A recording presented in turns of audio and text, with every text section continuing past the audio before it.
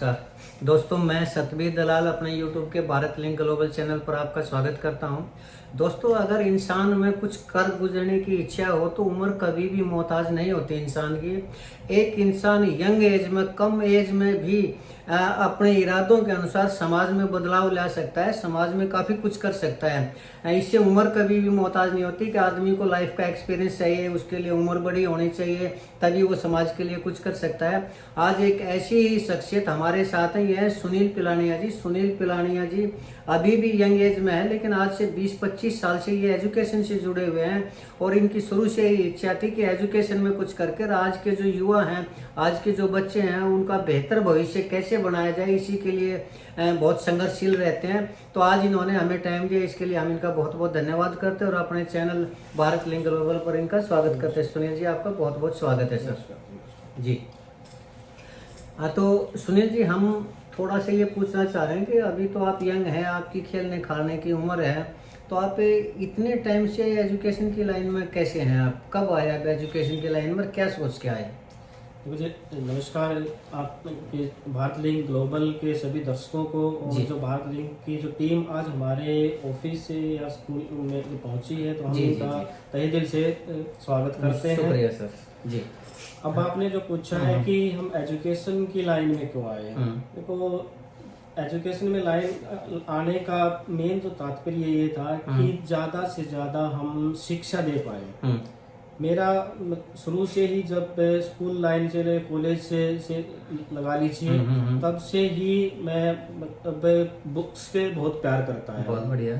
और तो वही एक मन में दृढ़ संकल्प था कि इसी ऐसे किसी मतलब उसमें जाया जाए ताकि हम ज्यादा से ज्यादा शिक्षा का प्रचार प्रसार कर सकें। जी जी जी। इस स्कूल की स्थापना कब किया आपने? कब से इस एजुकेशन लाइन में, कितने साल हो गए आपको? और उस टाइम कैसे भरोसा था आपको कि आप कामयाब हो जाएंगे? इस स्कूल की स्थापना 2001 में हुई थी। बहुत बढ़िया। और मैं जब इससे जुड़ा था वो 2010 में जुड़ा हूँ। मेरे से पहले मेरे फैमिली पर्सन इस स्कूल को रन करते हुए आए। आपको भरोसा कैसे था कि आप कामयाब हो जाएंगे? भरोसा अपने आप के ऊपर बिल्कुल रहा है जी। जैसे मैंने आपको बताया कि पढ़ाई से मेरा बड़ा शुरू से ही लगाव है, और उसमें मेरे जो शिक्षकों ने मुझे मतलब सिखाया है, मार्गदर्शन किया है कि आप किसी काम को दृढ़ संकल्प के साथ करते हो और नेक नियत के साथ करते हो तो आपको सफलता अवश्य मिलेगी। ठीक है। तो इसी चीज को लेकर के मुझे अपने ऊपर भरोसा था, मैं चीजों को करते गया, होते गए, चीजें आसान होती गई। आसान। आपके स्कूल में सुविधाएं क्या क्या, बच्चों को क्या क्या सुविधाएं प्रोवाइड कर रहे हैं आप? स्कूल में सुविधाएं की बात करते हैं तो जी सबसे पहले स्कूल में टीचर वेल क्वालिफाइड होना बहुत जरूरी है। एक्सपीरियंस होल्डर टीचर मतलब है तो सुविधाएं अपने आप बनती हुई जाती हैं। इसके साथ साथ बच्चों को खेल कूद की सुविधाएं, हमारे पास पर्याप्त जो स्पेस है, ग्राउंड है वो है, प्लस हमारे कंप्यूटर लैब स्कूल में है, प्लस जो लेबोरेटरीज वगैरह है, लाइब्रेरी है। तो इस प्रकार की जो बच्चों के सर्वांगीण विकास के लिए जो चीजें एक अच्छे स्कूल में होती हैं वो हम सारे अपने बच्चों को प्रोवाइड कराते हैं। तो आपके स्कूल की उपलब्धि क्या रही है सुनील जी आज तक?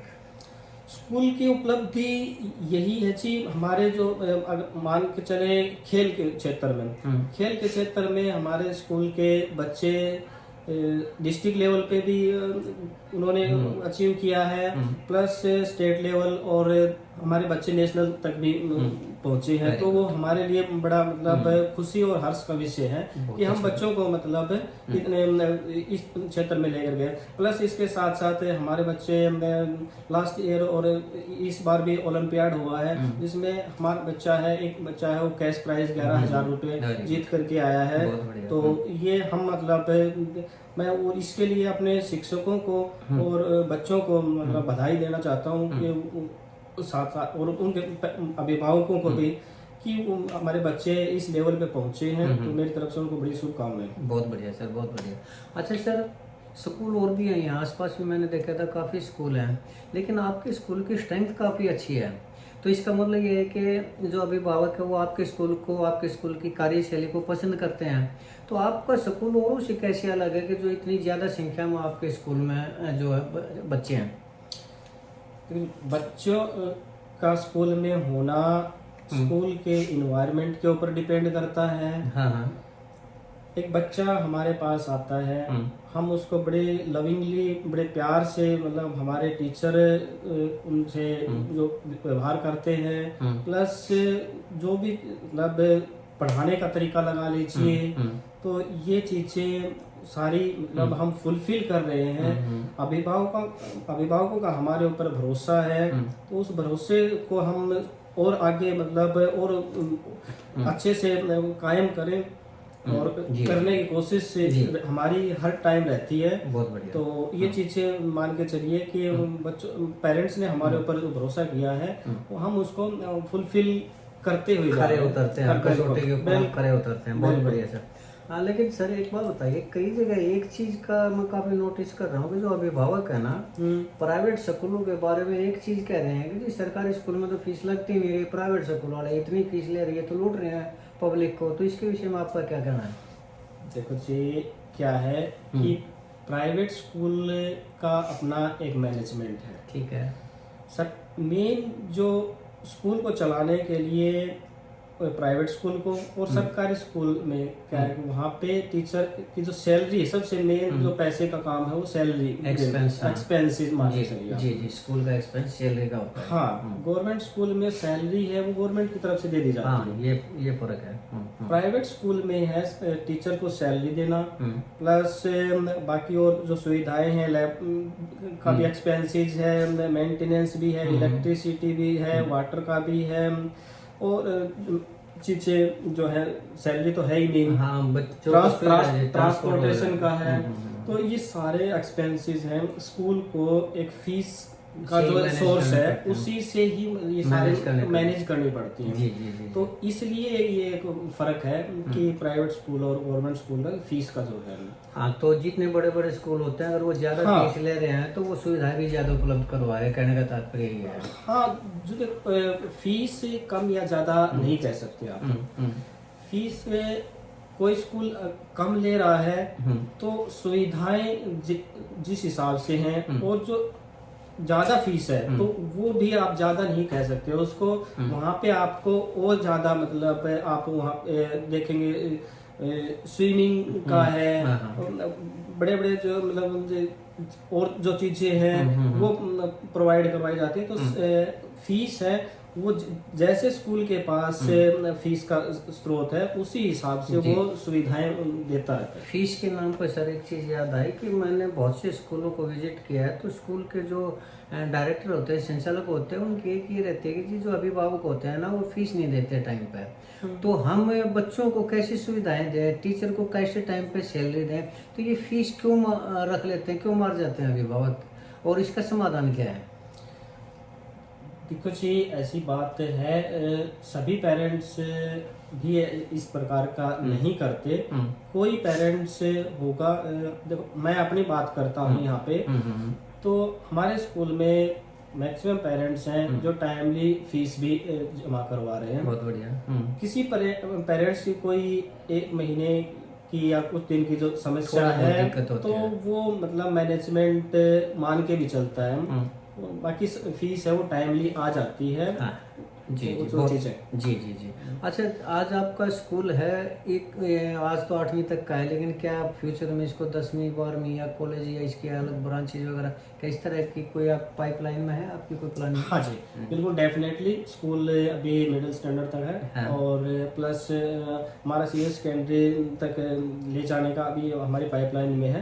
तो आने वाले सत्र में हम इस चीज़ को शायद कंप्लीट कर लें। जैसे हमारे जो रिक्वायरमेंट है वो फुलफिल हो जाएंगी, हम निश्चित तौर पे इसकी ओर जाएंगे। बहुत बढ़िया। आप इतने पॉपुलर आदमी हैं सुनील जी, मैं देख रहा हूँ काफी नाम सुना है, काफी चर्चित व्यक्ति हैं, तो पॉलिटिक्स में जाने की रुचि नहीं हुई है क्या आपकी? नहीं, देखो, जो पॉलिटिक्स में जाने की ऐसी कोई विशेष रुचि नहीं है। हमारा शिक्षा से लगाव है, तो इसके साथ हम कर ही रहे हैं। प्लस साथ में एक हमारा संगठन है, कौन सा? ये human rights and crime control organisation है। अच्छा, उसमें क्या करते हैं आप? उसमें मैं प्रदेश अध्यक्ष हरियाणा भी रहा हुआ हूँ और अभी नॉर्थ इंडिया सेक्रेटरी लेवल पे कार्यरत हूँ। जी जी, बहुत बढ़िया सर, ये तो काफ़ी अच्छी बात है। तो चलिए, इस स्कूल का तो आपका है, उसको क्राइम कंट्रोल ऑर्गेनाइजेशन का भी सारा कुछ भी है, लेकिन इन चीज़ों से हट के भी कुछ समाज के लिए किया है आपने? हाँ, समाज के लिए करते हुए आए। मैं पहले बात करूँ अपने ऑर्गेनाइजेशन की, तो ऑर्गेनाइजेशन के माध्यम से हमने कई सेमिनार वगैरह और किए हैं हमने, स्कूल्स में भी और कॉलेजेस में भी। यहाँ पे हमने बच्चों को उनके राइट्स के प्रति अवेयर किया है। बच्चों को नो टबैको है, अल्कोहल है, इसके प्रति अवेयर किया है साथ साथ में। तो हमारे सेमिनार वगैरह चलते रहते हैं उसमें। अब आपने पूछा कि समाज के लिए, समाज के लिए देखो जी, हम एक सनातन धर्म से जुड़े हुए हैं, तो ये तो हमारे मतलब एक तरह से ये लगा लीजिए खून में ही है। जी, हाँ, तो उसके लिए हम जितना हमसे बनता है, जो मतलब हमारे पास आया है, हमने उसको कभी भी निराश नहीं किया, खाली हाथ नहीं गया, बिल्कुल खाली हाथ नहीं भेजा है। जितना बना है हमने पूरा सहयोग किया है। बहुत बढ़िया सर, आपने हमें टाइम दिया, इसके लिए हम आपका बहुत बहुत शुक्रिया अदा करेंगे। बस मैं एक आपसे आखिरी सवाल पूछना चाहूँगा, आपके स्कूल में जो बच्चे पढ़ते हैं उनके अभिभावकों को क्या संदेश देना चाहेंगे आप? बच्चों का अभिभावकों को संदेश यही देना चाहेंगे, देखो जी कि बच्चा स्कूल में मात्र 5.5-6 घंटे रहता है। उसके अलावा 17-18 घंटे अभिभावक के पास है बच्चा। तो अभिभावक ये ना समझें कि मैंने अपने बच्चे का एडमिशन एक अच्छे स्कूल में करवा दिया तो मेरी जिम्मेवारियां हैं यहाँ पे पूरी हो गई। जब तक अभिभावक और स्कूल दोनों कड़ी आपस में नहीं जुड़ेंगी, तब तक बच्चे का मतलब विकास है नहीं हो पाएगा। अब हमारे पास बच्चा 6 घंटे आए, उसके बाद जब बच्चा घर पहुंचता है, घर जाने के बाद बच्चा क्या करता है, क्या बच्चे की संगत है, कहाँ पे बच्चा उठता है, कहाँ पे बच्चा खेल रहा है, घर पे जाकर के बच्चा मोबाइल में, आजकल मोबाइल का बड़ा नेगेटिव प्रभाव है, तो मोबाइल में बच्चा क्या चीजें देखता है। अब मोबाइल में हम ओपन करते हैं कुछ और सामने आ जाता है कुछ, तो ये बड़ी चीजें हैं। तो अभिभावक को अपने बच्चे के ऊपर फोकस रखना चाहिए कि मेरा बच्चा है वो किस लाइन पे और क्या कुछ कर रहा है। तो जब तक ये दोनों कड़ी हैं मतलब नहीं जुड़ेंगी, तो बच्चे का सर्वांगीण विकास न तो हम अकेले कर पाएंगे न अभिभावक कर पाएंगे। तो दोनों कड़ियों का जुड़ना बड़ा आवश्यक है। तो मेरा अभिभावक के लिए यही संदेश है कि वो अपने बच्चों को मतलब नजर रखें। हाँ, नजर रखें। जी, बहुत बढ़िया सर। तो आपने हमारे को टाइम दिया, इतनी अच्छी बातें बताई, इसके लिए हम आपका बहुत बहुत शुक्रिया अदा करते हैं। तो दोस्तों, ये थे सुनील पिलानिया जी। सुनील पिलानिया जी की मैं इस बात से 100% सहमत हूँ कि माँ बाप ये सोच लेते हैं कि हमने अच्छे स्कूल में दाखिल करवा दिया बच्चे का और हमारी जिम्मेदारी खत्म, जबकि जिम्मेदारी स्कूल की तो उतनी ही बनती है जितनी देर स्कूल में बच्चा रहता है। उसके बाद वो जब वो घर जाता है, तो घर जाने के बाद उसके दोस्त कैसे हैं, कहीं वो क्रिमिनल तो नहीं है, कहीं वो नशा तो नहीं करते हैं, कहीं उसके दोस्त वो चोरी चकारी के गैंग में तो शामिल नहीं है, ये तो अभिभावक ही देख सकता है। एक स्कूल का टीचर या स्कूल का जो संचालक है वो एक एक बच्चे के ऊपर घर जाकर नजर नहीं रख सकता। तो इसके लिए माँ बाप को ही नजर रखनी पड़ेगी अपने बच्चे के ऊपर, और ये ना सोचें कि स्कूल में अच्छे स्कूल में दाखिला करवा दिया तो बस अब हमारा बच्चा कामयाब होगा ही होगा और हमारी जिम्मेदारी खत्म। जब तक कि माँ बाप अपने बच्चे के ऊपर नजर नहीं रखेंगे, उसके फोन को चेक नहीं करेंगे, उसकी संगत को चेक नहीं करेंगे, तब तक बच्चा सही लाइन पे है या नहीं इसका पता नहीं करेंगे, तब तक बच्चा कामयाब नहीं हो सकता। तो मैं बिल्कुल सुनील जी की इस बात से सहमत हूँ कि माँ बाप को कंट्रोल करना चाहिए अपने बच्चों को। तो इन्होंने काफ़ी अच्छा वो बताया, इसके लिए भी हम आपका शुक्रिया। और अगर आपको सुनील पिलानिया जी के विचार अच्छे लगे तो हम आपसे गुजारिश करना चाहेंगे कि आप हमारे इस वीडियो को लाइक करें, शेयर करें दोस्तों, और हमारे चैनल को सब्सक्राइब जरूर करें। इसके साथ ही एक बार फिर से आपका भी और सुनील पिलानिया जी का भी बहुत बहुत धन्यवाद। नमस्कार, जय हिंद, जय भारत।